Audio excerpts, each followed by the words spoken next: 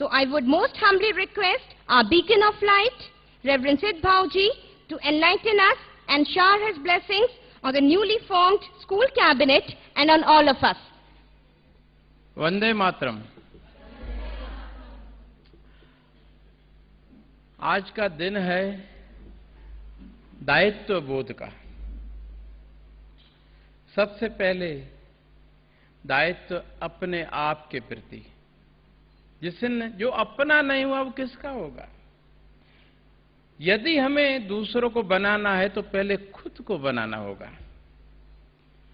और खुद के बनाने की प्रक्रिया में सबसे पहले हमें अपने आप को फिजिकली और मेंटली न सिर्फ फिट रखना है वरना स्ट्रांग भी रखना है। आप सब लोग जानते हैं।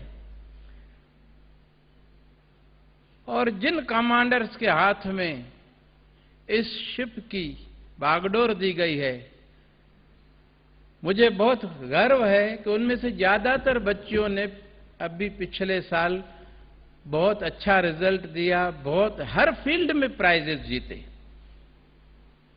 आप जानते हैं, सबको मुझे कुछ बताने की जरूरत नहीं है। मुझे ये संशय था कि ऐसा नहीं हो कि ये पद मिलने के बाद में ओवर कॉन्फिडेंस में आकर के वो पीछे चले जाएं। लेकिन आप में आपके टीचर्स का, आपके वाइस प्रिंसिपल, प्रिंसिपल, एचएम, मनोहर भाव को सबका इतना दृढ़ विश्वास है। मेरे को बोले, भाऊ इस साल पिछले साल से आपको डबल रिजल्ट देंगे, ये कैबिनेट में वो दम है। और पिछले साल आपको 12 बच्चे मिले थे 12th में अबाव 90, इस बार 24 पक्का समझिए।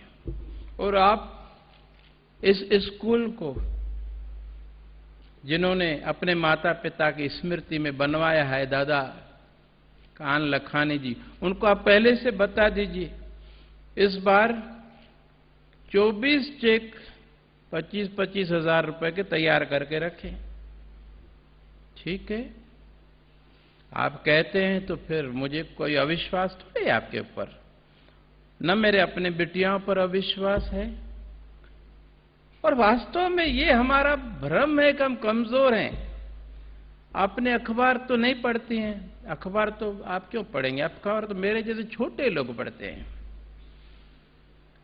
लेडीज का स्पेशल कमांडो फोर्स, एक पूरा बटालियन बनाया गया है जो भारत पाक सीमा पर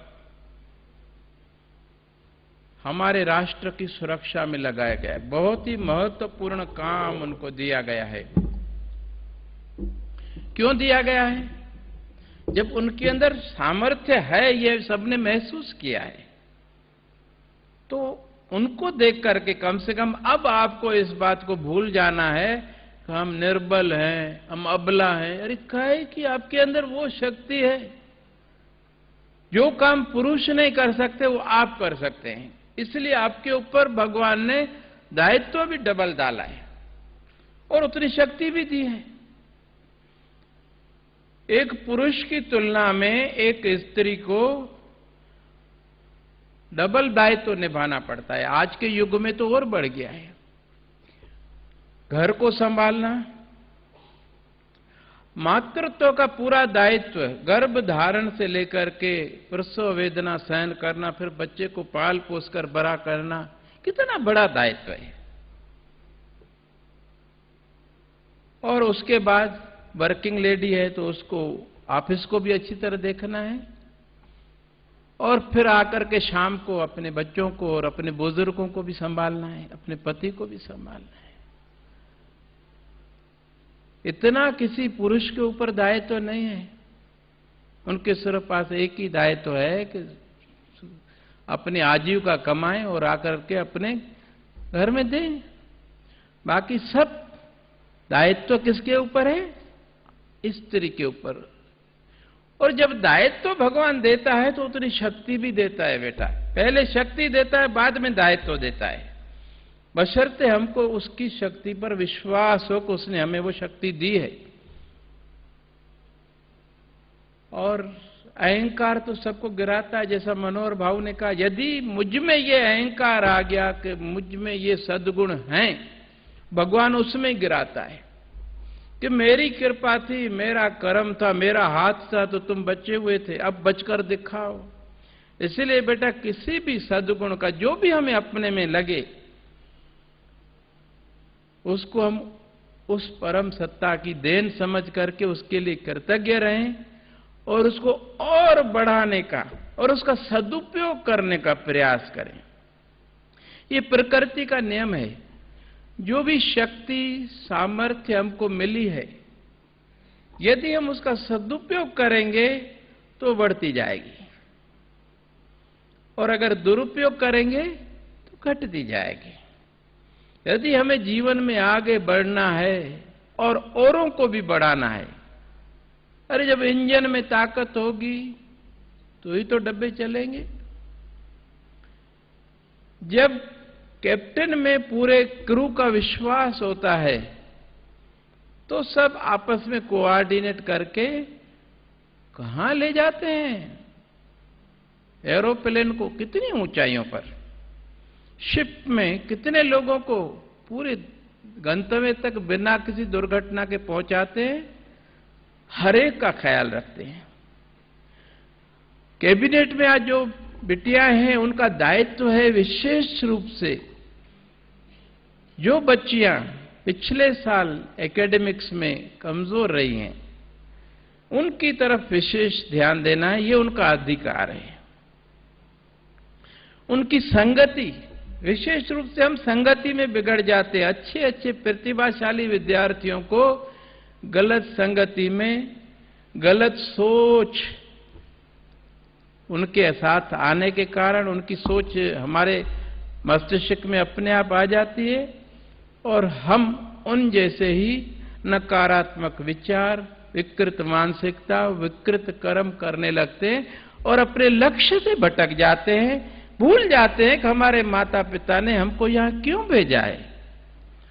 तो ये जिनको नेतृत्व दिया गया है उनके ऊपर दायित्व है कि पहले वो अपना जीवन ऐसा बनाएं जैसा वो चाहते हैं कि उनके जो फॉलोअर्स हैं, जिनकी उनमें आस्था है, जिन्होंने उनको नेतृत्व सौंपा है, उनके अंदर वो सद्गुण आए। वो भी उसी तरह मेहनत से पढ़ाई करें, अपने आप को फिजिकली मेंटली फिट रखें और गलत संगति से अपने आप को बचाए रखें। अपने माता पिता के प्रति कृतज्ञ रहें।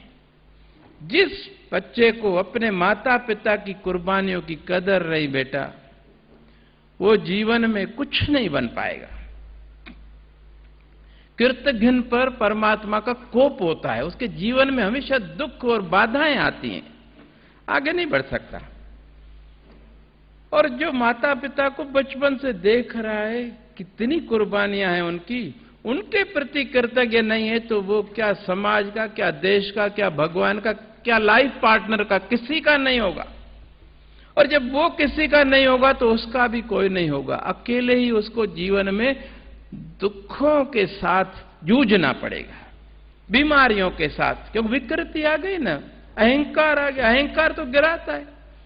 अरे रावण कितना बलशाली था, कितना बड़ा विद्वान था, कितना महान तपस्वी, तपस्या करके शिव भगवान से कितने वरदान प्राप्त किए उसने, और सोने की लंका का राजा, ऐसे महान पराक्रमी विद्वान व्यक्ति ने भी जब अहंकार किया तो क्या हुआ उसका परिणाम? हम में तो कुछ भी नहीं है, न हम उतने विद्वान हैं, न हम में वो तपश्चर्या है, न हम किसी सोने की लंका के राजा हैं। क्या है हमारे पास जिसके लिए हम अहंकार कर रहे हैं? जरा कभी सोचें। जब भी हमारे मन में ये भाव आए कि मैं हूं बहुत सबसे ज्यादा, दादा टी.एल. वासवानी जी ने कसौटी दी। बोले हर कोई कहता है कि मैं तो बहुत ही विनम्र हूं, मुझ में अहंकार नहीं है। उन्होंने कसौटी दी, उस कसौटी पर अपने आप को कस कर देखें। बहुत ही अमूल्य कसौटी है, पहली बार मैं आपको दे रहा हूं। आज से पहले मैंने किसी कार्यक्रम में ये बात किसी को नहीं बताई है। अभी आज दादा जेपी वासवानी जी का जन्मदिन है ना, तो मेरे को सुबह से उनकी बातें याद आ रही हैं। उन्होंने कहा यदि हमें किसी भी व्यक्ति में कोई दोष दिखे तो समझो हमारे अंदर अहंकार है। जब हम अपने आप में उससे ज्यादा सद्गुण समझते हैं, अपने आप को उससे सुपीरियर समझते हैं, तभी तो हमें उसमें दोष दिखे और हमें वो अपने से छोटा लगता है, नीचे लगता है। ये निशानी है अहंकार की। लेकिन किसी के अंदर कोई दोष दिखे और उसके लिए हमारे मन में करुणा जागे, अरे ये रास्ते पर जा रही है, आगे जाकर ये ठोकर खाएगी, इसका भविष्य बहुत ही दुखमय होगा, उसके लिए मैं कुछ करूं। जिसके अंदर अहंकार नहीं है उसके अंदर ये करुणा पैदा होगी, एम्पैथी पैदा होगी। ये निशानी है उस परम सत्ता की कृपा हमारे ऊपर है, ये उसके सद्गुण है। भगवान किसी के दोष नहीं देखता।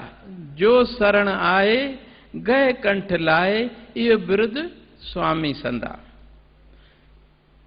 जिस तरह हमारे माता पिता हैं, हम अपना अहंकार छोड़ करके कितनी भी हमने गलतियां की हैं उनकी शरण में जाते हैं और सच्ची सच्ची अपनी गलतियां बताते हैं और आगे वो गलतियां न करके अपने लक्ष्य की ओर बढ़ने का विश्वास दिलाते हैं।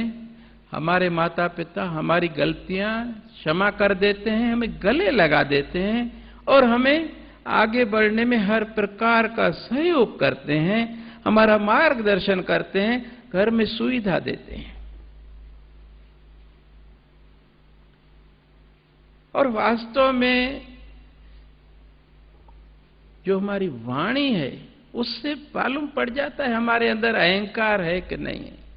जिसके अंदर विनम्रता है उसकी वाणी में सौम्यता होगी, शालीनता होगी, उसके व्यवहार में सहयोगात्मक ही शी विल बी कोऑपरेटिव। जिसका भी दुख देखेगी उसको दूर करने का प्रयास करेगी। अगर नहीं कर सकती है तो भगवान से प्रार्थना करेगी, उसके लिए दुआ मांगेगी कि इसका दुख दूर करो। ये दुआ जब हम दूसरे के लिए मांगते हैं, दूसरों के लिए प्रार्थना करते हैं, तो भगवान की कृपा हमारे ऊपर पहले होती है। प्रकृति का नियम है भगवान को प्राप्त करने का, उसकी कृपा हमारे ऊपर शीघ्रातिशीघ्र हो, उसके लिए बेटा एक शॉर्टकट है। ये भी आपने कभी नहीं सुना होगा, न पढ़ा होगा। मेरे गुरुदेव ने अपने अनुभव से बताया और सच्ची बात मैंने अनुभव किया, आप भी कर कर देखिए। हम सब उस परम पिता की संतान हैं। हम मनुष्य हों, जितने भी मूक प्राणी हैं, सब। कई बार ऐसा होता है हमने किसी को दुख नहीं दिया है, फिर भी सामने वाले के मन में कुछ ऐसा भाव आता है कि हमें दुख देता है। स्वाभाविक है, यदि हमें अहंकार है तो हम कहेंगे अरे इसने मेरे को ये दुख दिया, मेरा अपमान किया, मैं इसका बदला लूंगी। अब बदला लोगी तो उसका जो कर्मों का हिसाब कब पूरा होगा? उसने तो दुख दिया, अपना हिसाब ले लिया। अगर हम भी फिर उससे बदला लेंगे तो ये हिसाब कब पूरा होगा बेटा?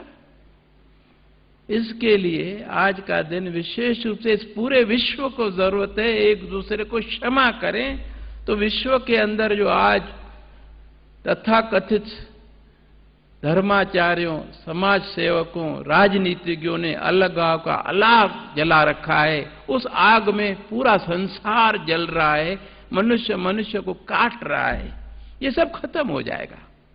हर देश दूसरे के साथ आपसी प्रेम भाव से सहयोगात्मक रूप से चलेगा। शांति में ही विकास होता है। व्यक्ति का, समाज का, राष्ट्र का, पूरे विश्व का शांति में विकास होगा। जहां झगड़ा है, युद्ध है, वहां हमेशा नुकसान ही नुकसान है। दो व्यक्ति आपस में लड़ते हैं, एक बहुत सबल है, दूसरा ज्यादा सबल नहीं है, 2 घूंसे वो मारेगा, 4 घूंसे वो मारेगा, 4 दांत इसके टूटेंगे, 2 दांत उसके भी टूटेंगे, फायदा किसी को नहीं होगा। ये हर व्यक्ति जानता है, हर समाज जानता है, हर राष्ट्र जानता है। लेकिन अहंकार है। अहंकार किसके संगति में आता है? जब अहंकारी लोग हमें गलत सलाह देते और हम उन पर विश्वास करते, अपने विवेक से काम नहीं लेते। सत्संग नहीं है कि हम समझ सकें कि वो जो सलाह दे रही है आगे चल के उसका दुष्परिणाम क्या आने वाला है। मेरे गुरुदेव कहते थे, बेटा जिस व्यक्ति ने हमें दुख दिया है, जब हम पूजा प्रार्थना करने बैठे, दुआ करने बैठे, तो पहले उस व्यक्ति के लिए दुआ मांगे, भगवान को कहें, भगवान वो भी तो आपकी संतान है, वो नासमझ है, वो नहीं समझ रहा है कि मैं जो कर रहा हूं, कांटे बो रहा हूं, आगे चल के मेरे जीवन में कांटे ही मुझे लगेंगे। उसको सद्बुद्धि दो, सन्मार्ग पे चलाओ प्रभु, और उसको क्षमा करो। मुझे उसने दुख दिया, मुझे उसका कोई किसी भी प्रकार का उसके प्रति द्वेष भाव नहीं है, और मैं आपसे प्रार्थना करता हूं कि उसको ऐसी सद्बुद्धि दो, फिर वो किसी को दुख नहीं दे, क्योंकि दुख देगा। दुख देने से पहले हमारे अंदर इधर बदले की भावना, द्वेष की भावना जागती है। पहले तो इधर पैदा होता है ना सब कुछ, क्रांति भी इधर आती है तो अशांति भी इधर आती है, तो शांति भी इधर आती है। गिरते हैं जब ख्याल तो गिरता है आदमी। जिसने इन्हें संभाल लिया वो संभल गया। 2 शब्दों में कितना महापुरुष बोल देते हैं। उस व्यक्ति के मस्तिष्क में इस प्रकार की द्वेष भावना आई, उसने तो मुझको दुख दिया, लेकिन मैं उसके लिए प्रार्थना करता हूं कि उसको सद्बुद्धि दो, ताकि वो समझे कि मैं यदि दूसरों को दुख दूंगा तो आगे चल के मुझे महान दुख झेलना पड़ेगा। क्यों? जैसी करनी वैसा फल, आज नहीं तो निश्चित कल। जैसा बीजे तैसा लुणे, कर्मा संदड़ायु खेत। हर कोई व्यक्ति अपने लिए बो रहा है। आप में से हर कोई जो कुछ भी विचार कर्म है वो अपने लिए हैं। आगे चल के आपको उसका अच्छा बुरा फल खुद भोगना पड़ेगा, न आपके फ्रेंड्स, न आपकी बहन भाई, न माता पिता, कोई नहीं भोगेगा बेटा। इसीलिए हर किसी को अपने आप को देखना है, अपने विवेक की नजरों में हम न गिरें, ऐसा कोई काम न करें। ये तो जानवरों का काम है, बदला लेना। कुत्ते अपने अपने मोहल्ले में अहंकार के साथ रहते हैं, दूसरे मोहल्ले का कुत्ता आता है तो उसको मारते हैं, काटते हैं, आपने देखा है। लेकिन हमको भगवान ने विवेक दिया है। हमको जब ये समझ है कि किसी से भी हम यदि बदला लेंगे तो ये फिर कर्म का लेखा जोखा कब पूरा होगा। ये दुर्लभ मनुष्य जोनी मिली है कि हम ये लेखा जोखा पूरा करके जाके उस परम सत्ता में लीन हो जाएं।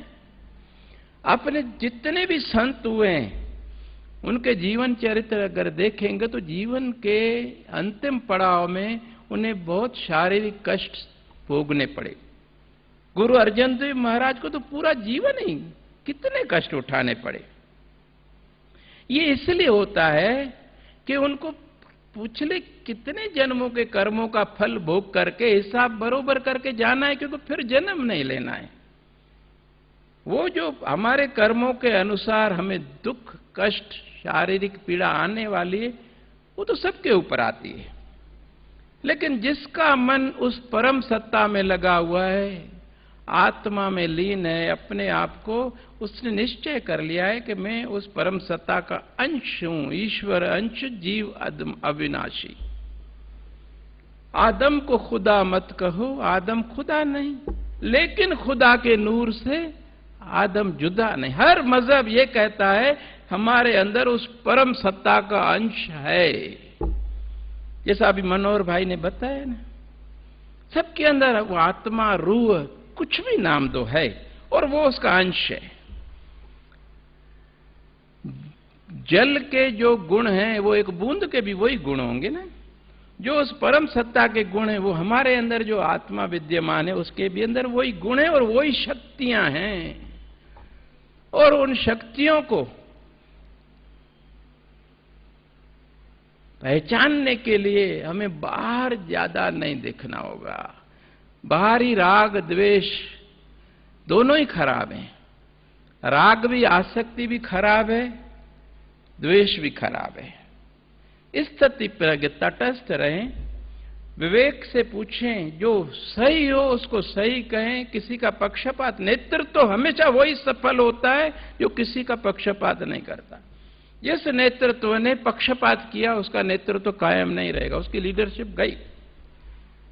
ये नेतृत्व के ऊपर दायित्व है और वही व्यक्ति निष्पक्ष भाव से काम कर सकता है जो अपने अंदर और सबके अंदर उसी एक परम सत्ता को देख रहा है। उसके लिए न कोई अपना न कोई पराया। तुझ में राम मुझ में राम सब में राम समाया, सबसे कर ले प्यार जगत में कोई नहीं है पराया। ये हमारा मन है, किसी को पराया समझता है, किसी को अपना, किसी को दुश्मन समझता है, किसी को मित्र। लेकिन वास्तव में ये हमारे विचार हैं, पूर्वाग्रह से पीड़ित होकर के हम वो उसके ऊपर आरोपित करते हैं और जैसा हम उसको समझते हैं वैसा वो व्यवहार करने लगता है। क्योंकि हमारे यहां से जो तरंगे जाती हैं उसके अंदर वैसे ही भाव पैदा होते हैं हमारे प्रति। इसलिए बेटा किसी के भी प्रति दुर्भावना हमारे अंदर नहीं हो। यहां तक हो सके किसी को आगे बढ़ाने की, किसी का दुख दूर करने की, किसी को सहयोग करने की भावना हमेशा हमारे अंदर होनी चाहिए, तो लौटकर हमें वही मिलने वाली है। एक सूफी संत ने कहा है ना किसी को तू सता, ना किसी की आह ले, हो सके तो कर भलाई वरना अपनी राह ले। अगर भलाई नहीं कर सकते तो बेटा कम से कम दुख तो मत दो। वो बेचारा पहले ही जख्म उसका खुला हुआ है, उसके ऊपर यदि आप मिर्ची डालोगे, नमक डालोगे, उसकी आह निकलेगी, वह हमारे पूरे जीवन के पुण्यों को राख कर देती है। इतने दुख आ जाते हैं उससे भी बढ़कर। ये न सिर्फ मनुष्यों के साथ लेकिन मूक प्राणियों के साथ ज्यादा लागू है, क्योंकि उनका भगवान के सिवा कोई सहारा नहीं, कोई कोर्ट में नहीं जा सकते वो। हम यदि पशु पक्षियों को मारेंगे, गाय को डंडा मार दिया, कुत्ते को पत्थर मार दिया, अरे ये क्या उसने अपराध किया बेचारे ने। इस तरह जो जीवों को दुख देता है, भगवान तो सबका माता पिता है बेटा, उसको दुख होता है कि मैंने इसको इतना अच्छा शरीर दिया, स्वास्थ्य दिया, इसलिए कि मेरी दूसरी निर्बल संतानों को सताए। वो नहीं छोड़ता है, वो या तो उससे वो शक्ति छीन लेता है कि किसी को मार ही नहीं सके, पैरालाइसिस हो जाता है, एक्सीडेंट हो जाता है, खटिया पे सुला देता है। वो नहीं छोड़ता, क्योंकि वो बेचारे उसके सहारे हैं और उसका